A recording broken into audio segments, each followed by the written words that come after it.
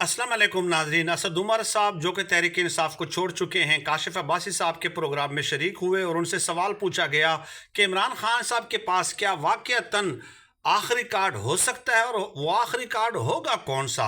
तो असद उमर ने कहा कि ये तो मुझे नहीं मालूम कि आखिरी कार्ड कौन सा होगा, लेकिन मैं एक वाकया सुना देता हूँ। नतिया गली में गर्मी में मैं मौजूद था। वसीम अकरम जो कि बॉलर थे, माने हुए दुनिया के बेहतरीन बॉलरों में से, तो वो भी मौजूद थे। तो वसीम अकरम ने मुझे कहा कि एक बार हम सीरीज़ तकरीबन हारने के करीब थे और हमारे इम्कानात बहुत कम थे और हम ये सोच रहे थे कि वापसी फ़्लाइट कौन सी होनी चाहिए।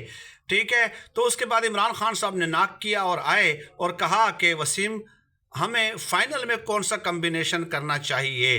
तो वसीम अकरम हैरान हो गए कि सर हम तो हार रहे हैं और आप फाइनल की बात कर रहे हैं। तो असद उमर ने कहा कि इमरान खान साहब कभी हार नहीं सकता, उसके पास आखिरी कार्ड ख़त्म हो ही नहीं सकते।